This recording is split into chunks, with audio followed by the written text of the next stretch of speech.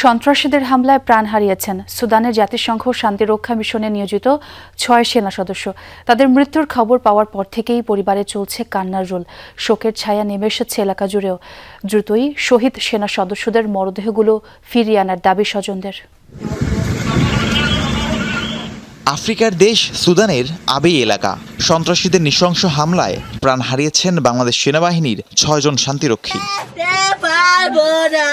শহীদদের একজন জাহাঙ্গীর আলমের বাড়ি কিশোরগঞ্জের পাকন্দিয়া। মাত্র ৩৭ দিন আগে আবেই অঞ্চলে শান্তিরক্ষী হিসেবে যোগ দিয়েছিলেন তিনি। স্বজনের কাছে মৃত্যুর খবর পৌঁছানোর পর থেকেই বাড়ি জুড়ে কান্নার রোল। ৩ বছরের ছোট্ট ছেলেকে নিয়ে অথই সাগরে শহীদ জাহাঙ্গীরের স্ত্রী। অনেক ভালো ছিল, অনেক এতই বড় হয়েছে পরে আমার ভাই আমার সব দিছে, যখন যেটা চাইছি তখন দিছে। শহীদ কর্পোরাল মাসুদ রান্নার গ্রামের বাড়ি নাটোরের বোয়ালিয়াপাড়ায়। সন্তানের মৃত্যুর সংবাদের পর থেকেই মায়ের এমন বুক ফাটা আর্তনাদ। স্ত্রী আর ৮ বছরের মেয়েও শোকাহত।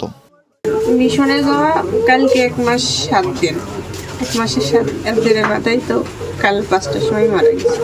গাইবান্ধার বাসিন্দা সেনাবাহিনীর লন্ড্রি কর্মচারী সবুজ মিয়াও শহীদ হয়েছেন সন্ত্রাসীদের হামলায়। সদা হাস্যোজ্জ্বল সবুজ আর নেই জানার পর থেকেই পলাশবাড়ির ছোট ভগবানপুর গ্রামে নেমে এসেছে শোকের ছায়া। সুদানের আবেই এলাকায় শহীদ হয়েছেন কুড়িগ্রামের ২ সেনা সদস্য। তাদের মধ্যে সৈনিক শান্ত মণ্ডলের বাড়ি রাজারহাট এবং সৈনিক মমিনুল ইসলামের নিবাস উলিপুর উপজেলার দুর্গাপুর গ্রামে। সন্ত্রাসীদের হামলায় আহত হয়েছেন বাংলাদেশ সেনাবাহিনীর ৮ জন শান্তিরক্ষী। রাহিম সারোয়ার, যমুনা নিউজ।